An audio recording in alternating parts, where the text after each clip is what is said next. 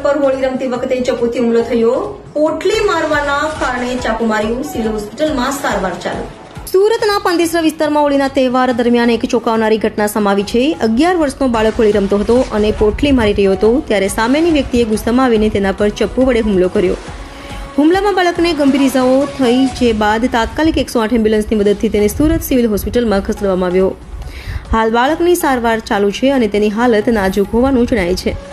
સ્થાનિક પોલીસે ઘટનાની તપાસ શરૂ કરી છે અને હુમલાખોરની શોધખોળ ચાલુ છે. આ ઘટનાએ હોળીના ઉત્સાહ પર પાણી ફેરવી દીધું છે અને સ્થાનિકોમાં આક્રોશ ફેલાયો છે. પોલીસે આરોપીને ઝડપી પાડવા તપાસ તેજ કરી છે, જેથી ન્યાય મળી શકે. આ ઘટનાએ બાળકોની સુરક્ષા પર પણ સવાલો ઉભા કર્યા છે.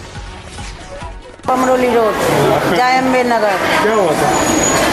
ये कलर का पोटली मारा तो उसमें वो लड़के बीवी बच्चे वाला था, चाकू मार दिए। कितने चक्कू मारे? वो मेरा गली वाले थे। क्या नाम है? नाम मैं नहीं जानता, लेकिन मेरा गली में मैं जानता हूँ। पांडेसरा में उधना में? पांडेसरा में। ये कितने बजे घटना हुई? ये हुआ है लगभग ये हुआ 1 बजे। ये आपका बेटा है? हाँ, मेरा लड़का है, पवन है। इसकी उम्र? 13 साल है। जीपी का बिहार का? बिहार का।